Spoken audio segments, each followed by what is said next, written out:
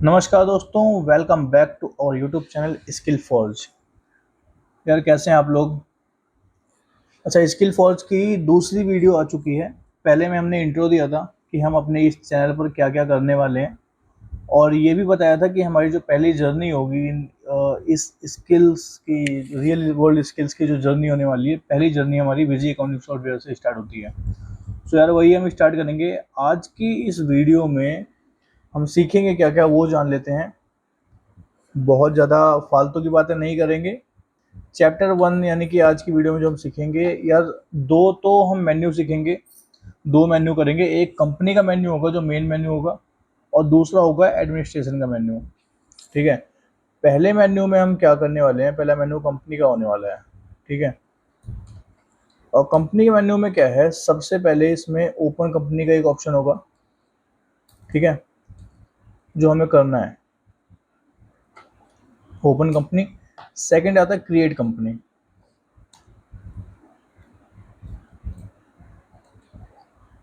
Third आता है backup data. ये यार काफ़ी इम्पोर्टेंट भी हो जाता है, क्योंकि हम कोई भी अगर अपना काम कर रहे होते हैं ना, इम्पोर्टेंट काम किसी इम्पोर्टेंट डेटा पे वर्क कर रहे होते हैं, तो किसी भी सिस्टम में सबसे इम्पोर्टेंट जो होता है वो हमारा डेटा ही होता है। अगर वो डेटा नहीं रहा तो हम क्योंकि कई बार क्या होता है ना, जो हमारा पीसी है वो फिजिकली और टेक्निकली कोई इशू ऐसा आ जाता है जिसकी वजह से वो ख़राब हो जाता है, जिसकी वजह से हमारा जो डेटा होता है वो रिमूव हो जाता है। इसलिए बैकअप डेटा का ऑप्शन बहुत ही अच्छा होता है। और इसी का एक अल्टरनेट जो होता है, अल्टरनेट नहीं, इसी का एक तरह से एंटी बोला जाए, वो रिस्टोर डेटा होता है। क्या यूज़ है, क्या क्या मतलब है, इसका भी बताऊंगा थोड़ी देर में। अच्छा, इसके कोई सेक्शन नहीं होते। ठीक है। इनका पर्पस सिंपल होता है ओपन कंपनी का, और to open the existing company. ठीक है। इसमें ओपन कंपनी फर्स्ट ऑप्शन होता है और कंपनी के मेन्यू में, बट जो पहला काम हमारा होता है ना, जब भी हम बिजी अकाउंटिंग सॉफ्टवेयर स्टार्ट करते हैं यूज़ करना, वो हमारा ये क्रिएट कंपनी का ऑप्शन होता है। ठीक है। ये वाला। इसलिए पहले कंपनी क्रिएट करना है, उसके बाद ही हम उसे ओपन कर पाएंगे। क्रिएट का, to create a new company. Next होता है बैकअप डेटा का।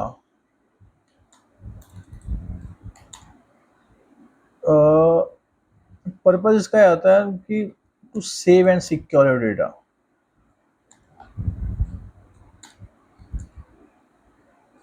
सिंपल मीनिंग इसकी ये होती है। और रिस्टोर का होता है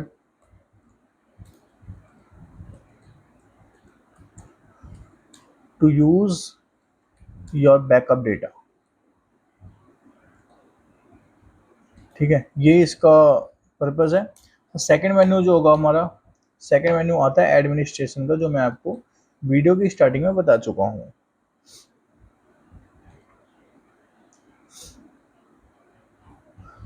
एडमिनिस्ट्रेशन के मेन्यू में हम सिर्फ एक ही सब मेन्यू करेंगे। वो सब मेन्यू भी कंप्लीट हमारा नहीं हो पाएगा, क्योंकि मास्टर्स का पहला सब मेन्यू आता है इसमें, एडमिनिस्ट्रेशन के मेन्यू में। इसके सेक्शंस होते हैं यार, सेक्शन इसके बहुत सारे हैं, बट मास्टर्स का पहला सेक्शन जो हम करेंगे वो अकाउंट का सेक्शन करेंगे। ठीक है। अकाउंट में तीन ऑप्शन आएंगे आपके। एक तो आता है ऐड अकाउंट का ऑप्शन। सेकंड आपका आएगा मॉडिफाई। थर्ड आपका आता है लिस्ट। ठीक है। इन तीनों का मतलब क्या है, अच्छा यहाँ पे पर्पस में आपका नहीं लिख रहा अभी, क्योंकि तो ये जब हम यूज़ करेंगे ना, जब अकाउंट्स हम क्रिएट करेंगे तो ही इसका पर्पस वहीं समझ में आएगा। फिर वीडियो के लास्ट में जब हम इस डेटा पे वापस से आएंगे तो ही ये पर्पस यहाँ पर नोट डाउन कर देंगे, ताकि आपको खुद भी ये चीज़ पता हो कि आपने क्या क्या सीखा है उसमें। तो यार यहाँ पे लिखूंगा तो मैं, लेकिन दिमाग में आपके चल रहा होगा वो।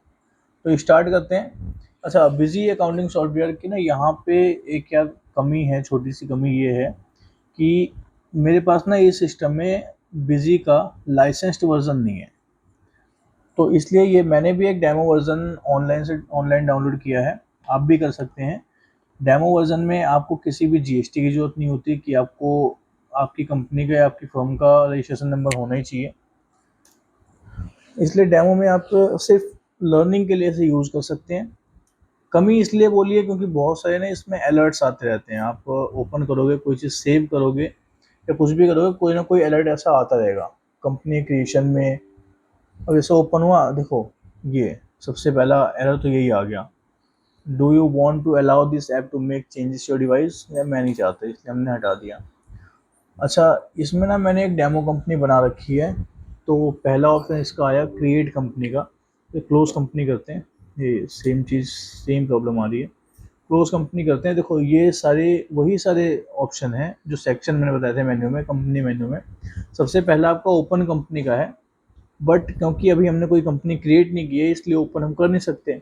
दूसरा आता है क्रिएट कंपनी, पहला काम हमारा यही होता है। बट यार ओपन कंपनी में ना, ये कंपनी हमारी स्किल फॉर्स जो मैंने डेमो के लिए यूज़ की थी, मैं अभी उसे डिलीट कर देता हूँ।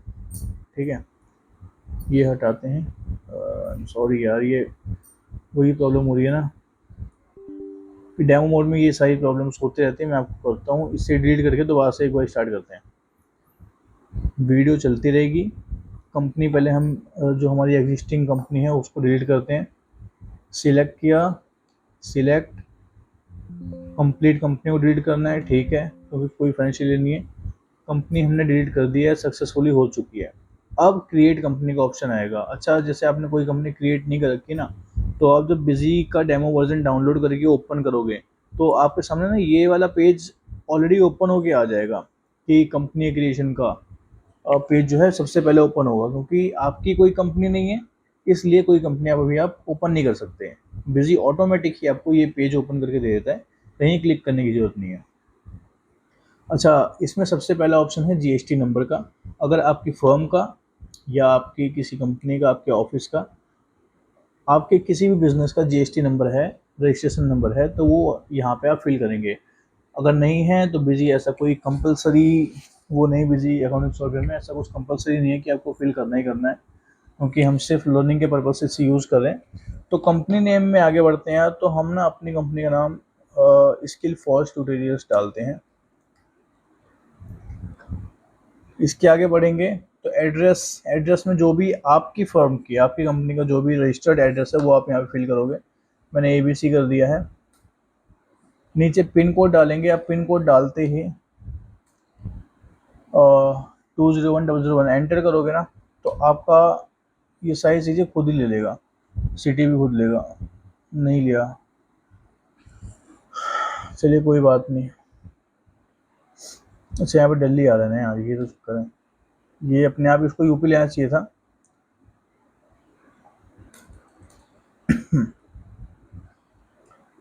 उत्तर प्रदेश हमने फिल कर दिया है, जो चीज़ें नहीं ले रहा कोई बात नहीं, हम इसे फिल कर देते हैं। वैसे खुद ही कैच करेगा यार, आप जब भी करेंगे।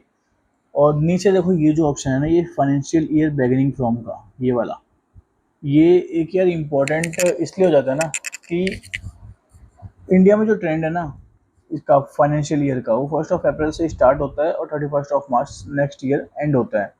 तो ये ट्रेंड इंडिया में बना हुआ है, कई जगह आउट ऑफ इंडिया 1 जनवरी से स्टार्ट है, तो उनका अलग सिस्टम है, हमारा सिस्टम अलग है।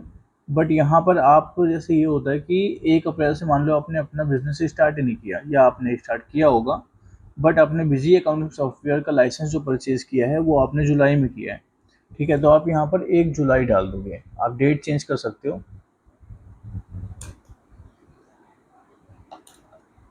ठीक है, डेट चेंज कर सकते हो, 1 जुलाई डाल दिया। अच्छा, ये ऐसा हो सकता है कि आप ना इस पर डेट को दूसरी डाल दो कि आपने मान लो 15 जुलाई से परचेज किया है, 15 जुलाई को इसका लाइसेंस परचेज किया है, तो आप यहाँ 15 डालोगे तो क्या ये लेगा? मना कर देगा यार। Financial year should start from 1 of any month.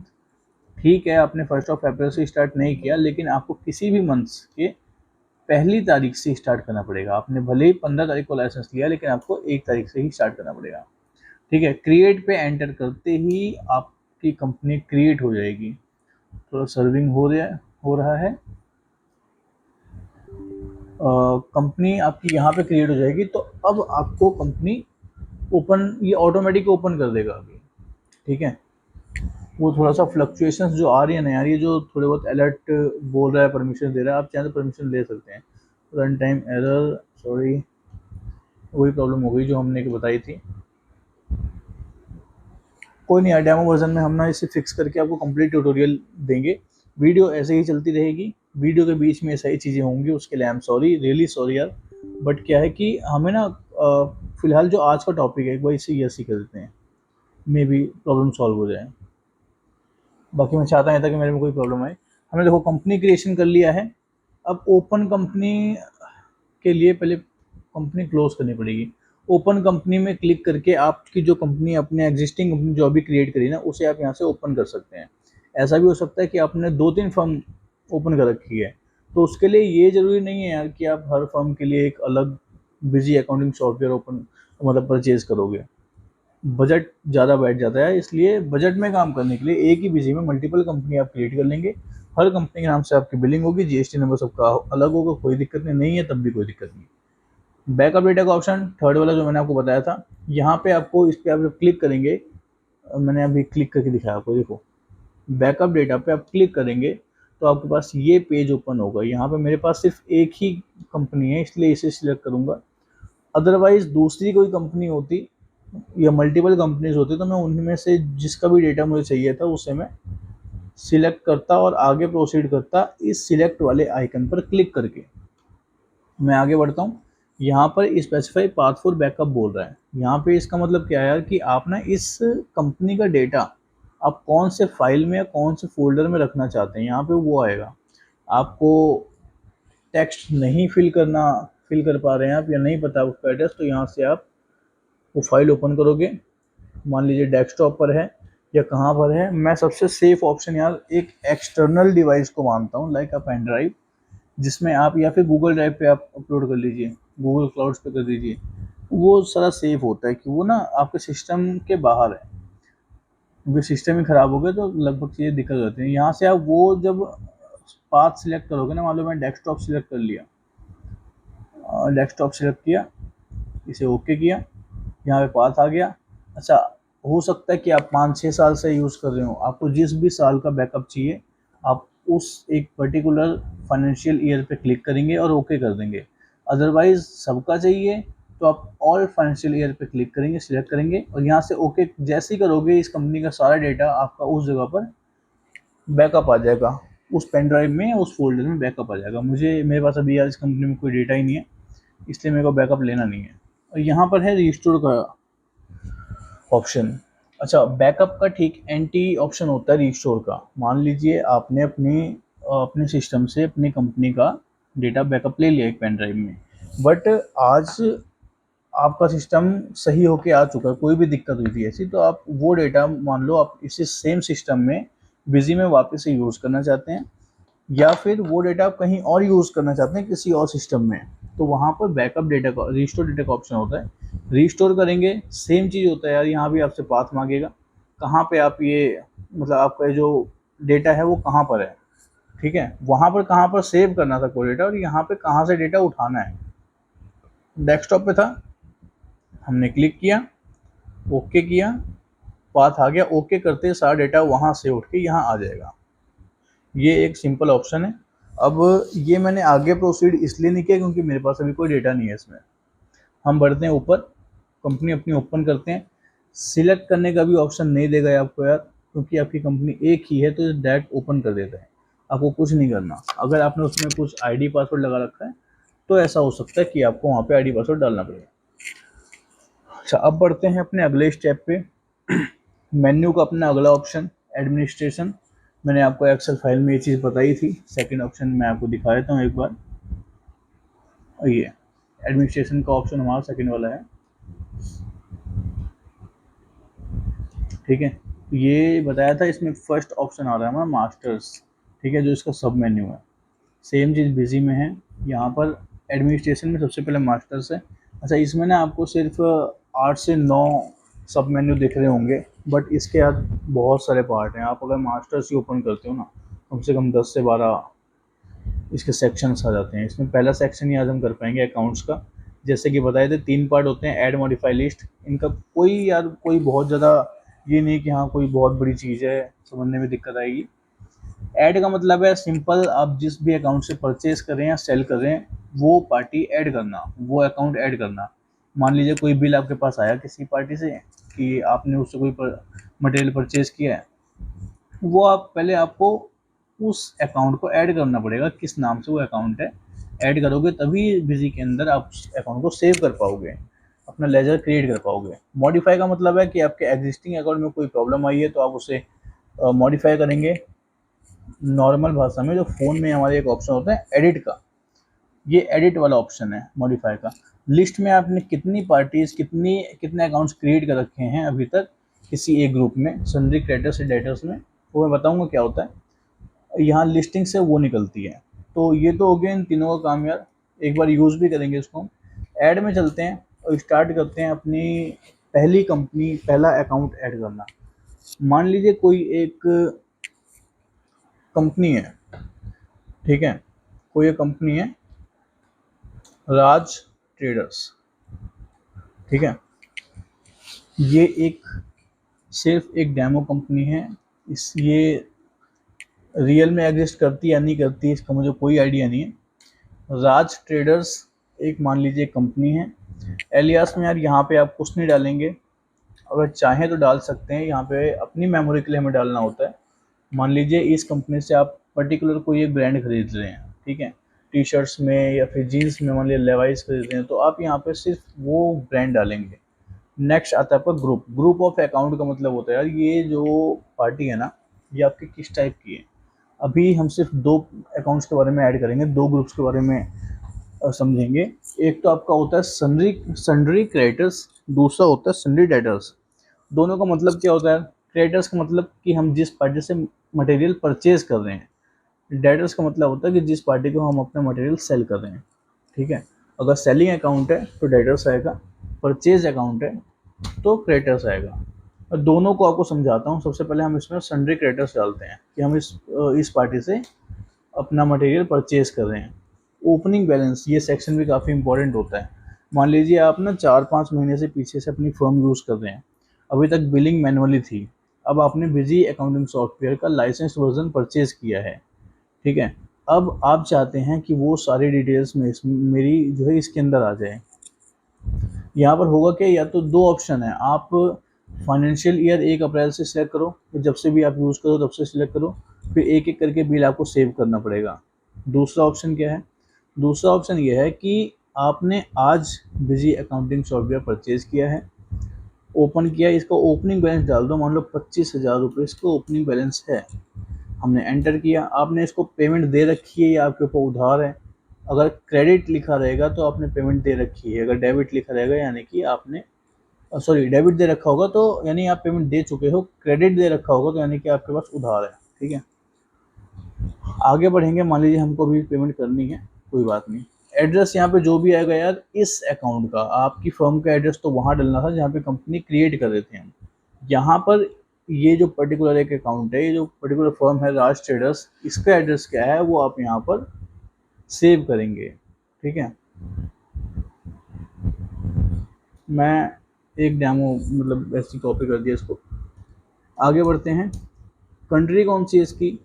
India में है, आउट ऑफ इंडिया है? इंडिया में है, ओके। स्टेट कौन सा है? दिल्ली है, यूपी है, क्या है? अच्छा, बगल में इसके एक स्टेट कोड दिया हुआ है, वो स्टेट वाइज चेंज होता है। तो यूपी है तो 09 होगा, इसी को अगर हम दिल्ली करते हैं तो 07 हो जाएगा, ठीक है। हरियाणा का आई थिंक 06 है, तो ऐसे ही कोड चेंज हो जाते हैं। मान लीजिए ये कंपनी हमारी दिल्ली में। टाइप ऑफ डीलर में हमें ये फिल करना होता है कि ये जो अकाउंट है जो हम सेव कर रहे हैं, ये फर्म रजिस्टर्ड है या अनरजिस्टर्ड है। सिर्फ 2 ही ऑप्शन इसका समझेंगे आज हम, बाकी के 3 जो ऑप्शन है government body composition UIN holder का, वो बाद में समझेंगे। रजिस्टर्ड का मतलब ये होता है कि इस फर्म के पास अपना खुद का एक रजिस्ट्रेशन नंबर यानी कि जीएसटी है या नहीं है। अगर है तो रजिस्टर्ड करके आगे बढ़ेंगे। यहाँ पे आपका फिलिंग फ्रीक्वेंसी का ऑप्शन आता है। फिलिंग फ्रीक्वेंसी का मतलब कि ये जो फर्म है वो अपनी जीएसटी फाइल कब करती है, मंथली करती है या क्वार्टरली करती है। अगर मंथली करती है तो मंथली पर क्लिक करिए, क्वार्टरली करती है क्वार्टरली पर क्लिक करिए, और अगर आपको नहीं पता तो नॉट फाउंड पर क्लिक करिए। इसलिए 3 ऑप्शन है। अब क्योंकि आपने इस पार्टी को रजिस्टर्ड फिल किया हुआ है टाइप ऑफ डीलर को, तो यहाँ पर जीएसटी नंबर फिल करना कंपलसरी हो जाता है। अगर आपको नहीं पता या फिर इस पार्टी ने आपको जीएसटी नंबर प्रोवाइड ही नहीं किया या फिर इसका जीएसटी नंबर ही नहीं है, तो यहाँ पे हम अनरजिस्टर्ड करेंगे। अनरजिस्टर्ड करते ही फिलिंग फ्रीक्वेंसी का ऑप्शन यहाँ से हट गया, क्योंकि जब पार्टी की जीएसटी ही नहीं है तो जीएसटी फाइल नहीं कर सकता। जीएसटी नंबर अब फिल करना कोई कंपलसरी नहीं है, क्योंकि इसका जीएसटी नंबर है ही नहीं। ये हमारे बिजी अकाउंटिंग सॉफ्टवेयर को पता चल चुका है इसका जीएसटी नंबर नहीं है, इसलिए कोई कंपलसरी नहीं है। आधार नंबर अगर आपको प्रोवाइडेड है फिल करिए, टिन नंबर है तो फिल करिए। ये डिटेल्स अगर आपके पास हैं गिवन तो फिल करिए, अदरवाइज कोई बहुत इंपॉर्टेंट नहीं है। ईमेल फिल करिए, ईमेल मैंने फिल कर दिया। अच्छा, ईमेल का एक ना एडवांटेज होता है यार कि हम जो लोकल मतलब जनरली जो हम काम करते हैं ना, वो ये होता है कि हमारे किसी के साथ भी डीलिंग चल रही है उससे via phone calls, via WhatsApp messages और टेक्स्ट मैसेज के द्वारा चलता है। बट जो लीगल प्रोसेस इसका होता है वो ये होता है कि आप ना उस पार्टी को ईमेल करिए। इसमें यूज़ बताता हूँ इसके। मान लीजिए आप कोई भी प्रोडक्ट सेल कर रहे हैं, ठीक है, आपके पास आपने कोई नया प्रोडक्ट लॉन्च किया है, आप उस पार्टी को मेल करके बताएंगे। अगर आपके प्रोडक्ट्स के रेट में फ्लक्चुएशंस आया है, सस्ते हुए हैं, महंगे हुए हैं, जीएसटी घटी हुई है, जीएसटी कम हुई है या फिर उससे बढ़ी है, या फिर आपके बेसिक रेट बेसिक प्राइस में ही चेंज आया है, जो आजकल हो रहा है, बहुत रेट फ्लक्चुएशंस हो रहे हैं, तो उसमें भी आप उसे ईमेल करके ही इन्फॉर्मेशन देंगे। और सबसे बड़ी बात कि मार्केट में आप जब क्रेडिट पे काम करते हैं ना यार, जैसे अगर आपका कैश में काम हो रहा है तो बहुत बेटर ऑप्शन है, बट अगर आपने क्रेडिट में काम कर रखा है उधारी में, तो वहाँ पर आपको उसकी पेमेंट डिमांड के लिए ऐसा नहीं है कि आप फ़ोन कॉल्स करेंगे, व्हाट्सअप करेंगे। वो तो चलो ठीक है, कंसिडर हो जाता है एट लास्ट में, जब पार्टी आपकी पेमेंट नहीं देती है, ऐसा कोई ऑप्शन आता है कि आपको उस पर केस फाइल करना पड़ेगा। लीगल एक्शन प्रोसेस करने के लिए एक लीगली केस फाइल करना पड़ेगा, नोटिस भिजवा के। तो वहाँ पे आपका ना मेलिंग बहुत ज़रूरी होता है। कोर्ट आपसे ये पूछ सकता है कि आपने अपनी पेमेंट के लिए कितने फॉलोअप किए, उसका प्रूफ दीजिए। फिजिकली आप कितनी बार गए हो उससे मतलब नहीं होता, बट आपने टेक्निकली उसे लीगली कितनी बार अपडेट दिया है वो आप मेल दोगे तो वहाँ पे ज़्यादा एडवांटेज मिलता है। आप व्हाट्सअप चैट्स की स्क्रीनशॉट दोगे उतना एडवांटेज नहीं मिलता, ठीक है। यही एक बेनिफिट होता है मेल का। मोबाइल नंबर उसका जो भी हो आप करिए, फिल करिए, आगे बढ़िए। व्हाट्सअप नंबर अगर अलग है तो ठीक है, सेम है तो वही कैच कर लेता है, वही फिल कर दीजिए। टेलीफोन नंबर है तो ठीक, लैंडलाइन है तो फिल करिए, फैक्स है तो ठीक है। कॉन्टैक्ट पर्सन, जिस भी पर्सन का ये नंबर दे रखा है ना उन्होंने, उसका नाम यहाँ फिल करना है। मिस्टर राज में फिल कर देता हूँ। थ्री मिस्टर राज कर दिया मैंने। आगे ट्रांसपोर्ट, किस ट्रांसपोर्ट से आप इसे मटेरियल डिलीवर कर रहे हैं, या फिर किस ट्रांसपोर्ट से इस अकाउंट से, इस फर्म से आपके पास मटेरियल आ रहा है, वो आपको यहाँ फिल करना पड़ेगा। आगे आता है स्टेशन नाम, एरिया का स्टेशन का नाम होगा वहाँ पे। पिन कोड जो भी है मैंने डाल रखा है, इस पार्टी का नहीं डाल रखा, फिर 2010001 कर देते हैं, लेकिन दिल्ली में इसलिए लेगा नहीं, दिल्ली का पिन कोड कोई डालते हैं यार, ठीक है। डिस्टेंस मान लिया हमने 15 किलोमीटर कर दिया, आगे बढ़े। अच्छा, अदर इन्फॉर्मेशन का ये जो सेक्शन है ना, ये भी एक ऊपर के मैं सिर्फ दो ही ऑप्शन बोलूँगा, काफ़ी इंपॉर्टेंट होता है। पहला ऑप्शन कैसे होता है मैं बताता हूँ। पहला ऑप्शन जो है maintain bill bye bill balancing का है। आपका ना अकाउंट लेजर क्रिएट करने में, अकाउंट लेजर मेंटेन करने में बहुत ही हेल्पफुल होता है। अगर आप इसे यस करते हैं तो आप ना एक ही व्यू में सिर्फ एक ही बार देखकर इसका बैलेंस, कंप्लीट बैलेंस बता सकते हैं। मान लीजिए आपने इस पार्टी का अकाउंट लेजर ओपन किया, आपने पहले ही इस पार्टी से 35,000 का प्रोडक्ट परचेज किया हुआ है, उसके बाद आपने इसको 15,000 रुपये पेमेंट भी कर दी। अब क्या बिल, अब क्या बैलेंस बचा है इसका आपका, अगर आपका यहाँ पे यस है तो वहाँ पे 20,000 रुपये आपको शो करेगा। बट अगर यहाँ पर नो है तो वहाँ पर सिर्फ ये शो करेगा कि हाँ क्या है, आपने कितने का मान लिया, कितना दे दिया, बैलेंस नहीं बताएगा। इसलिए यस करके हम आगे बढ़ते हैं। क्रेडिट डेज फॉर सेल का मतलब क्या होता है, यहाँ पे ना आप अपना कैश फ्लो कंट्रोल में कर सकते हैं इस ऑप्शन पे, इस ऑप्शन को फिल करके, इसका यूज़ करके। कैश फ्लो कैसे कंट्रोल होता है यार, कि मान लीजिए क्रेडिट डेज फॉर सेल का आपने 15 दिन की क्रेडिट दे दी। इसका मतलब ये होता है ना कि किसी भी एक फर्म को आपने बिल किया है, ठीक है। किसी भी एक फर्म को आपने बिल किया है, आप चाहते हैं आपने उसके साथ पहले ही मीटिंग में फिक्स कर लिया था, डीलिंग आपकी फिक्स है कि जिस भी दिन मैं आपको बिल दूंगा, मेरी बिलिंग डेट से 15 दिन में मेरी पेमेंट आ जानी चाहिए। आपका बिल ड्यू हो जाएगा 15 दिन बाद, उसके बाद आपके पास फॉलोअप स्टार्ट हो जाएगा हमारा। बट किसी वजह से वो पार्टी आपकी पेमेंट नहीं दे पाती है। अब क्योंकि आपके पास ऐसी कम से कम 70 से 80 पार्टियाँ होंगी, तो आपका ध्यान वहाँ नहीं जाता। अगर मुश्किल से 10 से 12 पार्टी होगी तो आप आराम से ध्यान रख सकते हैं, कभी कभी उसमें भी भूल हो जाती है। बट अगर 70 से 80 पार्टी है, उससे भी ज़्यादा हैं, तो कई बार ध्यान से उतर जाता है। नेक्स्ट बार उसने ऑर्डर दिया, आपके पास से अकाउंटेंट ने बिल बना दिया, और वो बैलेंस, पहला बिल अगर उसका 25,000 का है, दूसरा बिल अगर 10,000 का ही बनता है, तो वो 35,000 बैलेंस क्रिएट हो जाता है, जो कि अननेसेसरी आपके ऊपर एक लोड बढ़ जाता है, प्रेशर बढ़ जाता है कि मेरी इस पार्टी पे इतनी पेमेंट अब पेंडिंग है, वो मुझे लेनी है। अच्छा, क्रेडिट डेज फॉर सेल का ऑप्शन क्यों आपके लिए बेस्ट है? यहाँ पे आपने 15 दिन इस पार्टी का वो डाल दिया है, आपने 15 दिन का क्रेडिट दे रखा है। 15 दिन बाद अगर गलती से भी आपको ध्यान नहीं भी रहता, आप इस पार्टी का बिल बनाते हैं, तो वहाँ पर ना बिजी आपको एक अलर्ट दे देता है कि इस पार्टी का बैलेंस 15 दिन से ऊपर हो रहा है, बिल नंबर ये है, अमाउंट इतना है, ये बिल जो है इस पार्टी का 15 दिन से ऊपर हो रहा है, क्या आप इस पार्टी का फर्दर बिल बनाना चाहते हैं? अगर आपकी डीलिंग हो सकती है, हो चुकी है बात कि 1 हफ्ते बाद पेमेंट आएगी, ये टाइम दे रखा है उसने, तो आप यस करिए, अदरवाइज नो, पहले पेमेंट आने का वेट करिए। यहाँ पर आता है बैंक डिटेल्स। ऊपर के ऑप्शन मैंने इसलिए छोड़ दिए क्योंकि क्रेडिट डेज फॉर परचेज का होता है कि परचेज, मान लीजिए इस पार्टी से आपको इस पार्टी से भी सेम डीलिंग, अगर इससे मटेरियल आपका आ रहा है तो उसने बोला कि अब 15 दिन में मुझे पेमेंट चाहिए, आपको 15 दिन में उसकी पेमेंट करनी है, तो यहाँ पे वो यूज़ है क्रेडिट फॉर परचेज का। सेम टू सेम सेल की तरह ही है, बस यहाँ पे आपको आपकी पेमेंट आनी होती है, यहाँ पे आपको पेमेंट देनी होती है। नेक्स्ट आता है बैंक डिटेल। बैंक डिटेल में जिस भी अकाउंट में, जिस भी बैंक में इस पार्टी का अकाउंट हो, जिसे आप पेमेंट कर रहे हैं या जो भी पार्टी आपको पेमेंट दे रही है, वो डिटेल यहाँ पे फिल करनी है। इसके बाद आप जब सेव पे ऑप्शन पे यार एंटर करेंगे ना, तो आपके पास एक इंटरफेस ओपन होगा, ये वाला। अच्छा, ये क्या बोलता है? आपने ना इस पार्टी का ओपनिंग बैलेंस 25,000 किया हुआ है, 25,000 किया हुआ है, तो इसकी डिटेल आपको यहाँ देनी पड़ेगी।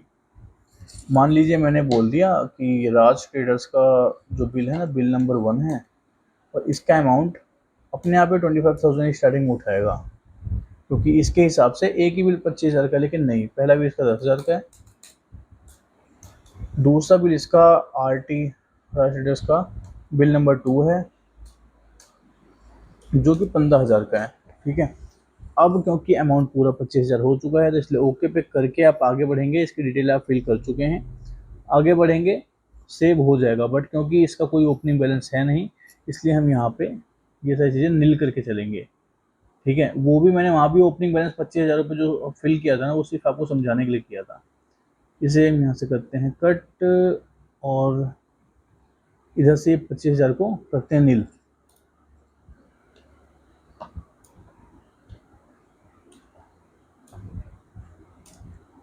ठीक है, ये नील हो गया।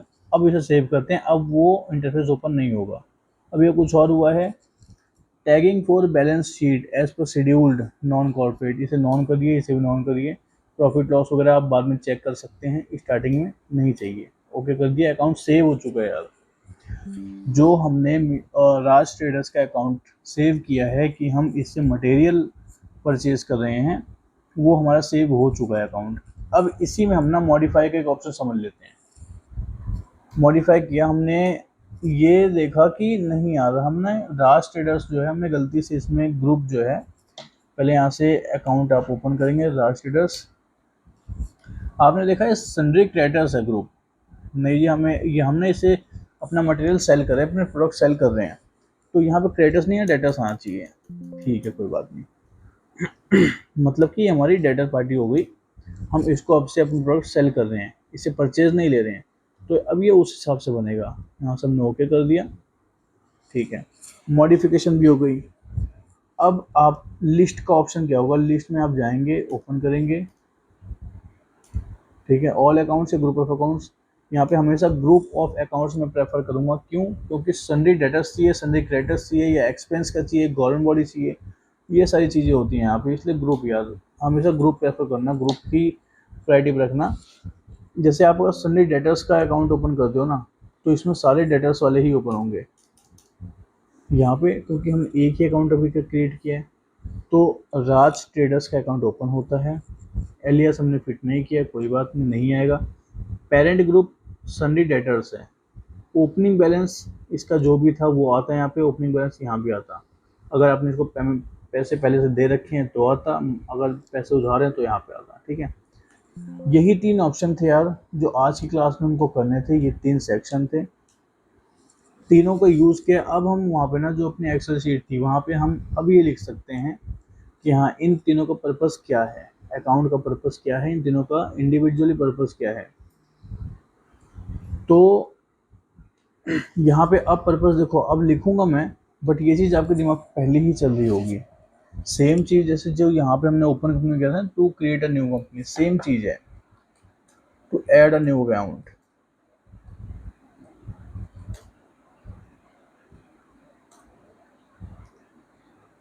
चाहे वो सन्ड्री क्रेडिटर्स हो चाहे डेटर्स हो। ठीक है, नेक्स्ट बढ़ते हैं modify to edit the existing account. List का क्या है?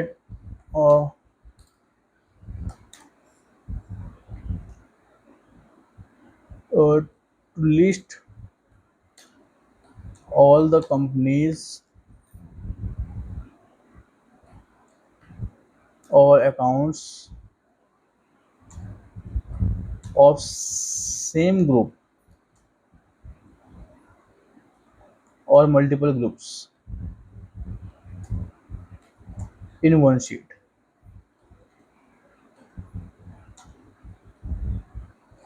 ये इसका पर्पस था यार।